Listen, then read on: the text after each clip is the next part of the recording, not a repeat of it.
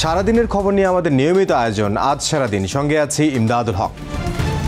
Bedford হাসপাতালের সামনে নৃশংসভাবে ব্যবসায়ীকে হত্যার প্রতিবাদে উত্তাল রাজধানী। নতুন বাংলাদেশে কাউকে ফ্যাসিবাদ কায়েম করতে দেয়া হবে না বলে হুঁশিয়ারি দিয়েছে বৈষম্য বিরোধীরা।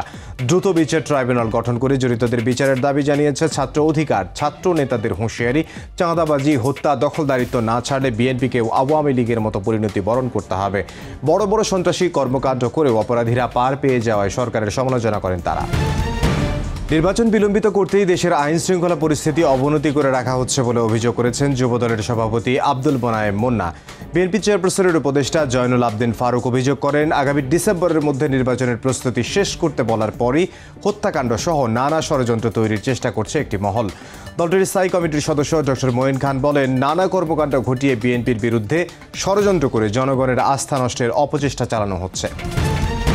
পুরান ঢাকার ব্যবসায়ীকে নৃশংসভাবে হত্যায় জড়িত প্রত্যেককে আইনের আওতায় আনার ঘোষণা দিয়েছেন স্বরাষ্ট্র উপদেষ্টা। জানান, এ পর্যন্ত 5 জনকে গ্রেফতার করা হয়েছে, ছাড় পাবে না বাকিরাও।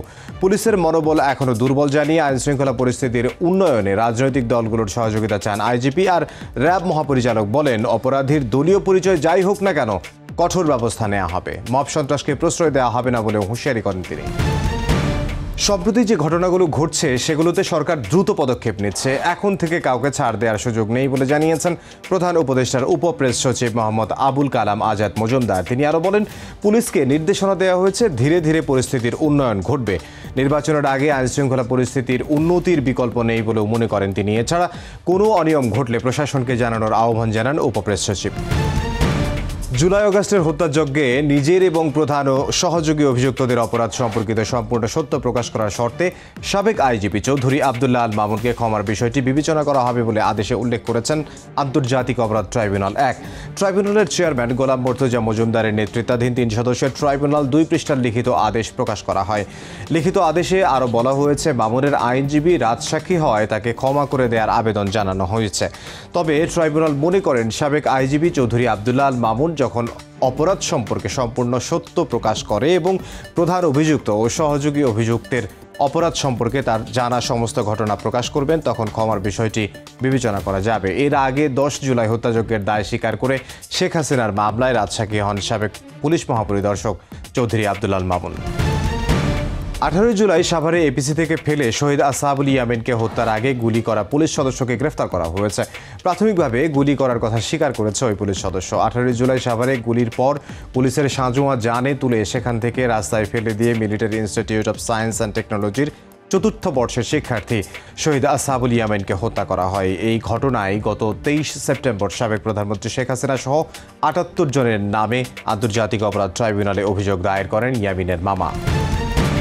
হাসিনাকন্যা পুতুলকে অনির্দিষ্টকালের জন্য বাধ্যতামূলক ছুটিতে পাঠালো বিশ্ব স্বাস্থ্য সংস্থা। দুর্নীতি, প্রতারণা আর ভুয়া ডিগ্রির অভিযোগে দুদকে চলা মামলার কারণে এই সিদ্ধান্ত নেওয়া হয়েছে বলে এক প্রতিবেদনে জানিয়েছে সুইজারল্যান্ড ভিত্তিক সংস্থা হেলথ পলিসি ওয়াচ। জনগণ আগামী নির্বাচনে কোনো চাঁদাবাজদের ভোট দেবে না বলে মন্তব্য করেছেন জামায়াতের সহকারী সেক্রেটারি জেনারেল মাওলানা রফিকুল ইসলাম খান। সকালে রাজধানীর শনির আখড়ায় জুলাই গণ অভ্যুত্থানে আহত ও শহীদ পরিবারের সঙ্গে মতবিনিময় সভায় কথা বলেন তিনি। অনুষ্ঠানে শহীদ পরিবারের সদস্যরা ও আহতরা তাদের দুর্দশার কথা তুলে ধরেন। কঠিন সময়ে পাশে থাকার জন্য জামায়াতকে ধন্যবাদ জানান। পরে জামায়াত নেতারা সব গণহত্যার বিচার, মৌলিক সংস্কার, জুলাই সনদ ও ঘোষণাপত্রের বাস্তবায়ন সহ নির্বাচনের লেভেল প্লেয়িং ফিল্ড নিশ্চিত করতে সরকারের প্রতি আহ্বান জানান। গাজা উপত্যকাকে শিশু ও অনাহারীদের কবরস্থান বলে অভিহিত করেছে জাতিসংঘ। সংস্থাটি জানায়, গত মে মাসেই ত্রাণ নিতে গিয়ে অন্তত 800 ফিলিস্তিনি নিহত হয়েছেন। শুক্রবারও রাত ভোর গাজা সিটি, জাবালিয়া, খান ইউনিস ও নুসাইরাতে হামলা চালায় ইসরায়েল বাহিনী। এতে নিহত হয়েছেন অন্তত 18 জন। নারী ও শিশুসহ আহত হয়েছেন আরও অনেকেই। এই ছিল আজ সারাদিনে, দেখা হবে আগামীকাল।